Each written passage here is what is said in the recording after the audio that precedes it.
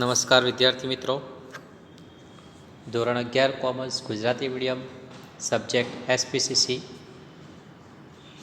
જેમાં આપણે એસપીની અંદર ચેપ્ટર નંબર 6 ચાલી રહ્યું છે.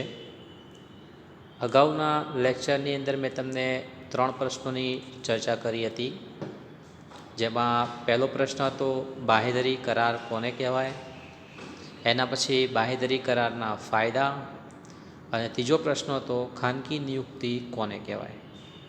બરાબર. એ જ રીતે આપણે આગળ વધીએ તો ખાનગી નિયુક્તિ સાથે જોડાયેલો એક પ્રશ્ન છે કે ખાનગી નિયુક્તિ અંગે કંપની ધારાની જોગવાઈઓ જણાવો. પહેલાં ખાનગી નિયુક્તિ કોને કહેવાય એ અગાઉના લેક્ચરમાં મેં સમજાવી દીધેલું છે. તો હવે એમ કહે છે કે એના માટે કંપની ધારાની જોગવાઈઓ કઈ કઈ છે તે હાલમાં આપણે સમજવાના છીએ. તો જોઈએ, ખાનગી નિયુક્તિ અંગે કંપની ધારાની જોગવાઈઓ નીચે મુજબ છે. સૌથી પહેલાં કહે છે કે આ પ્રકારના ભરણા અંગેના તમામ નાણાં ચેકથી હોવા જોઈએ, ડ્રાફ્ટથી અથવા બેંકના વ્યવહાર દ્વારા ભરી શકાય છે. તમે કોઈ વ્યક્તિને ખાનગી નિયુક્ત કરી રહ્યા છો, બરાબર, તો એ વ્યક્તિને નિયુક્ત કરવા માટે જે પણ કોઈ નાણાકીય વ્યવહાર કે જે બી કોઈ થયું હોય તેના માટે તમે ચેકથી નાણાં, ડ્રાફ્ટથી અથવા બેંક દ્વારા વ્યવહાર કરી શકો છો. રોકડ દ્વારા આ ભરણું ભરી શકાતું નથી. ઇન શોર્ટ, કેશમાં જે વ્યવહાર થશે એ અહીંયા માન્ય ગણવામાં આવશે નહીં. એવી જ રીતે આગળ વધીએ તો બીજો મુદ્દો આપ્યો છે કે આ પ્રકારે આવેલા ભરણાની ફાળવણી, એટલે તમે જે ભરણું ભરી રહ્યા છો, જે અમાઉન્ટ ભરી રહ્યા છો, તે 60 દિવસમાં કરવાની રહેશે. એટલે કે 2 મહિનાની અંદર તમે ચેક દ્વારા, ડ્રાફ્ટ દ્વારા, બેંકના વ્યવહાર દ્વારા જે નાણાં ચૂકવી રહ્યા છો એ કેટલા દિવસની અંદર? 60 દિવસમાં. જો 60 દિવસમાં આવી ફાળવણી કરવામાં ન આવે તો અરજી કરનારાઓએ 60 દિવસ પૂરા થયા પછી 15 દિવસમાં નાણાં શું કરવા પડે? પરત કરવા પડે. એટલે કહેવાનો મતલબ છે, તમારે જે અમાઉન્ટ પે કરવાની છે, ભરણાની રકમ જમા કરવાની છે, એના માટે તમને 60 દિવસનો સમય આપ્યો છે. કેટલા દિવસનો આપ્યો છે? 60 દિવસનો. સપોઝ તમે 60 દિવસની અંદર ભરણાની રકમ એકઠી કરી શકતા નથી, તો એવા સંજોગોમાં જે પણ લોકોના નાણાં આવ્યા છે એ નાણાં તમારે શું કરવા પડશે? 15 દિવસમાં શું કરી દેવા પડે? પરત કરવા પડે. જે લોકો શેર કે ડિબેન્ચર ખરીદ નાણાં આપી ગયા હોય તેમને. ત્રીજો મુદ્દો કહે છે કે જો નાણાં 15 દિવસમાં પરત કરવામાં ન આવે, મતલબ કે તમે લોકોના રૂપિયા લઈને બેઠા છો કંપની ચાલુ કરીને, તમે 15 કીધું છે, રૂલ્સ છે કે તમારે જો ભરણાની રકમ ન આવે તો તમારે નાણાં પાછા આપવા પડે. કેટલા દિવસમાં? 15 દિવસમાં. પણ જો 15 દિવસમાં તમે પાછા નાણાં આપતા નથી, બરાબર, લખ્યું છે, જો નાણાં 15 દિવસમાં પરત કરવામાં ન આવે તો 60 દિવસ પૂરા થયાના દિવસથી, મતલબ કે પેલો જે 2 મહિનાનો સમયગાળો પૂરો થયો હતો, અગાઉ ટોપિક આવ્યો આ 60 દિવસવાળો, ત્યારથી લઈને જેટલો બી સમય આગળ વધ્યો હશે, 15 પછી 16મો દિવસ થયો, 17મો જે બી થયો હોય, એના પર 12% લેખે વ્યાજ પર લાગુ પડી શકે છે. એટલે કહેવાનો મતલબ છે, તમને જે ટાઈમ આપ્યો છે 15 દિવસનો, એની અંદર નાણાં શું કરી દેવા જોઈએ? પરત કરવાના જોઈએ. એ કામ, કારણ કે અગાઉ જે ભરણાની રકમ તમારી પાસે આવી શકી નથી. આ પ્રકારે મળેલા નાણાં શિડ્યુલ બેંકના અલગ ખાતામાં રાખવામાં આવતા હોય છે. એ પણ ધ્યાન રાખવાનું રહેશે કે નાણાં ક્યાં રાખવામાં આવે છે. ફરી એકવાર જોઈએ તો શું કહે છે અહીંયા? ભરણાની રકમ છે એ બેંક દ્વારા થવી જોઈએ, કેશમાં યોગ્ય ગણાશે નહીં.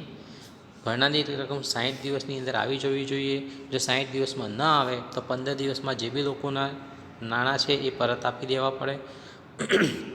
બીજું, તમે 15 દિવસની સુધીમાં નાણાં ન આપો તો પછી તમારે એના પર શું આપવું પડે? 12% લેખે વ્યાજ આપવું પડશે. આ પ્રકારે નાણાં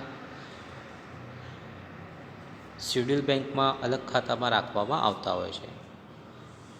એના પછી 5મો ટોપિક કહે છે કે આ માટે આવેલી જે આવરી લેવામાં આવેલી તમામ પ્રસ્તાવો માત્ર એવી વ્યક્તિને આપવામાં આવશે જેમના નામે કંપનીએ ભરણા માટે આમંત્રિત આપવા પહેલાં નોંધાયેલ હોય છે. ફરીવાર કે જે ભરણાની રકમ છે, જે તમામ જે પ્રસ્તાવો છે, માત્ર એવી વ્યક્તિને જ આવશે જેમના નામો કંપનીએ ભરણા માટે આમંત્રણ આપતા પહેલાં નોંધાયેલ હોય છે. ભરણા અંગે રેકોર્ડ નિયત ફોર્મમાં રાખી, ભરણાનો જે બી રેકોર્ડ છે, કોને કેટલી અમાઉન્ટ આવી, શું આવ્યું, કઈ તારીખ આવી, એ બધું નિયત ફોર્મમાં રાખી રજિસ્ટ્રાર પાસે 30 દિવસમાં નોંધાવવાનું રહેતું હોય છે. આ પ્રકારના ભરણા અંગેની કોઈપણ જાહેરાત જાહેર જનતા સમક્ષ કરી શકાશે નહીં. મતલબ લોકોને, જાહેર જનતાને તમે એડવર્ટાઇઝમેન્ટ દ્વારા કે જાહેરાત દ્વારા તમે ઇન્ફોર્મ કરી શકતા નથી. લોકોને ઈચ્છા હશે તો એ જાણશે, સમજશે ને પછી તમારી કંપનીમાં ઇન્વેસ્ટ કરવા માટે આવી શકે છે કે ભરનારી રકમ આપવા માટે પણ આવી શકે છે. જ્યારે કંપની આ પ્રમાણે જામીનગીરોની ફાળવણી કરે ત્યારે કંપનીએ જામીનગીરી ધારકોના નામ, એટલે કે કયા કયા વ્યક્તિઓ છે જેમને જામીનગીરી મળવાની છે એમના નામ, સરનામા, ફાળવેલી જામીનગીરીની સંખ્યા, જેમ કે કેટલા શેર આપ્યા, કોને આપ્યા, એ મેળવનાર વ્યક્તિ ક્યાં રહે છે, તેમજ અન્ય બધી જરૂરી માહિતી કંપની રજિસ્ટ્રારને રજૂ કરવી પડતી હોય છે. ફરી એકવાર જોઈએ શું કીધું છે. પ્રસ્તાવ માત્ર શું કીધું છે, વ્યક્તિને આપવામાં આવશે. તમામ જે જોડાયેલા છે ભરણા માટે આમંત્રણ આપવા માટે પહેલાં નોંધ હોય છે. ભરણાનો રેકોર્ડ નિયત ફોર્મમાં રાખવો પડતો હોય છે, જે 30 દિવસમાં નોંધાવવાનો રહે છે રજિસ્ટ્રાર પાસે.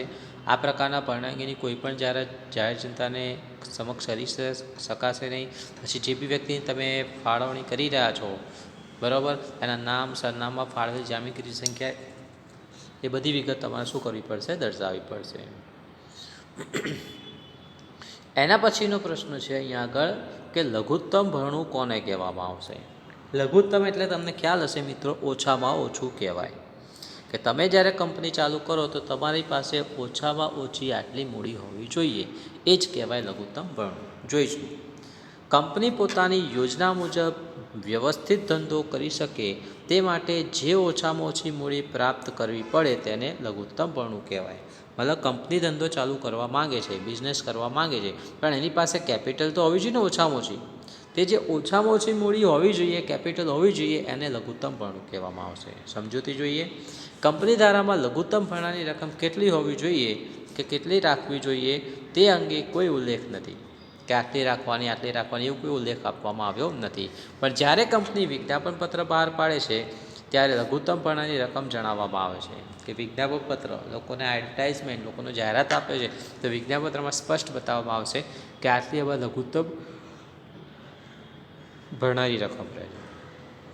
લઘુત્તમ ભરણાની રકમ કંપનીના સંચાલકો, અન્ય નિષ્ણાંતો ભેગા મળી નક્કી કરતા હોય છે. લઘુત્તમ ભરણામાં જણાવેલી રકમ શેર અરજી ન આવે તો કંપની ધંધો કરી શકતો નથી. મતલબ જે બી અમાઉન્ટ તમે વિજ્ઞાપનપત્રમાં દર્શાવી છે અથવા તો નક્કી કરી દીધી છે સંચાલકોએ મળીને, પણ એટલી અમાઉન્ટ તમારી પાસે એકઠી થાય નહીં તો તમારી કંપની શરૂ થઈ શકતી નહીં, તમે ધંધો પણ કરી શકતા નથી. આર્થિક સદ્ધરતા ટકાવી રાખવા માટે જાહેર જનતા સમક્ષ કેટલી પ્રતિષ્ઠા ટકાવી રાખવા માટે લઘુત્તમ ભરણાની જરૂરિયાત રહેતી હોય છે. હવે આટલા રૂપિયા આવશે ક્યારે કે લોકો પાસેથી આવવાના, પણ લોકો ક્યારે આપશે, જ્યારે કંપનીની પ્રતિષ્ઠા સારી હશે તો આવશે ને. તો કહેવાનો મતલબ એ અહીંયા આગળ એ હતો કે લઘુત્તમ ભરણું શું છે ને કંપની કઈ રીતે નક્કી કરે તો સંચાલકો મળીને. હવે એ જ વસ્તુ એને જ લગતો પ્રશ્ન કે લઘુત્તમ ભરણાનું મહત્ત્વ શું છે, એના ફાયદા શું છે તે આપણે જોઈએ. શેરધારકોના હિતના રક્ષણ કરવા માટે કંપનીમાં લઘુત્તમ ભરણાની જોગવાઈ કરવામાં આવી છે.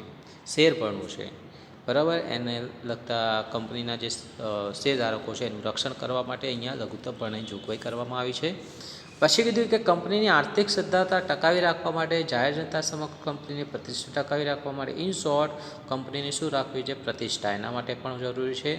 જો કંપનીએ ધંધો શરૂ કરવાનું પ્રમાણપત્ર મેળવવા માટે લઘુત્તમ ભરણા જેટલી રકમ શેર અરજી દ્વારા મેળવી શકે છે, એટલે કંપનીએ ધંધો શરૂ કરવાનું પ્રમાણપત્ર મેળવવું હોય તો પણ એના માટે જરૂરી છે. ભાઈ કંપનીના શેરની વહેંચણી કરવા માટે પણ એ જરૂરી રહેતી હોય છે. જો કંપની લઘુત્તમ ભરણા જેટલી રકમ અરજી ન આવે તો શું થાય, તો કંપની ધંધો શરૂ કરવાનું પ્રમાણપત્ર મળતું નથી, શેરની વહેંચણી કરી શકતી નથી. પછી જે અરજદારોની રકમ લીધી હોય એ શું કરવી પડે, પરત કરવી પડે છે. કંપની લઘુત્તમ ભરણાની જોગવાઈઓનો ભંગ કરે તો શું કરવામાં આવશે, દંડપાત્ર પણ થઈ જતા હોય છે. તો કહેવાનો મતલબ છે લઘુત્તમ ભરણાની રકમ તો તમારે શું કરવી પડતી હોય છે, પે કરવી પડતી હોય છે પાછી, જો તમે ફૂલફિલ કરતા નથી. તો અહીંયા આગળ મેં તમને આજે 3 પ્રશ્ન સમજાયા, જેમાં પ્રશ્ન પહેલો હતો ખાનગી નિયુક્તિ અંગે કંપની ધારાની જોગવાઈઓ સમજાઈ. એ જ રીતે બીજો મેં તમને પ્રશ્ન સમજાયો જેમાં તો લઘુત્તમ ભરણું કોને કહેવાય છે તેની આપણે ચર્ચા કરી છે. ખૂબ જ સારી રીતે મેં તમને સમજાવ્યું છે. એ ઉપરાંત આગળ મેં તમને સમજાવ્યું કે લઘુત્તમ ભરણાનું મહત્ત્વ, તો એ પણ બહુ સારી રીતે સમજાવ્યું છે. તેમ છતાં એકવાર આપણે જોઈ લઈએ ફરીવાર. શું કીધું છે? શેરધારકોના હિતના રક્ષણ માટે હોય છે. બીજું શું કીધું? કંપનીની સદ્ધરતા, જાહેર જનતા સમક્ષ પ્રતિષ્ઠા બતાવવા માટે પણ જરૂરી છે. પછી શેર અરજી દ્વારા મળેલા રકમ જે લઘુત્તમ ભરણા જેટલી હોવી જોઈએ, જે કંપની ધરાની જોગવાઈ અનુસાર છે. કંપની શેરની વહેંચણી કરવા માટે લઘુત્તમ ભરણાની રકમ મેળવવી ખૂબ જ જરૂરી છે. જો અરજી ન મળે, મતલબ લોકો પાસેથી ભરણાની રકમ મળે નહીં, તો જે આવેલા રૂપિયા જે નિયત સમયે પરત કરવા પડે. બીજી વસ્તુ, લઘુત્તમ ભરણાની રકમ તમારી પાસે ન આવે તો કંપની ધંધો શરૂ કરવાનું પ્રમાણપત્ર મળતું નથી. શેરની વહેંચણી કરી શકતા નથી. સેબીના નિયમ પ્રમાણે રકમ પરત કરવી પડે છે. અને જો રકમ પરત ન કરે તો અધિકારી શું થાય છે? જવાબદાર બને છે અને દંડપાત્ર પણ બની શકે છે. તો વિદ્યાર્થી મિત્રો, અહીંયા આગળ આ પ્રશ્ન અહીંયા આગળ પૂરા થઈ રહ્યા છે. આશા રાખું છું આ લેક્ચરમાં મેં જે બી તમને સમજાવ્યું છે એ તમને ખ્યાલ આવી ગયો હશે. તો આ જ વસ્તુ તમે મિત્રો પીડીએફમાંથી સારા અક્ષરે લખી લેજો, અથવા તો વિડીયો લેક્ચરમાંથી પણ લખી શકો છો અને વારંવાર પુનરાવર્તિત કરજો, જેથી વધુ ખ્યાલ આવશે. Thank you very much.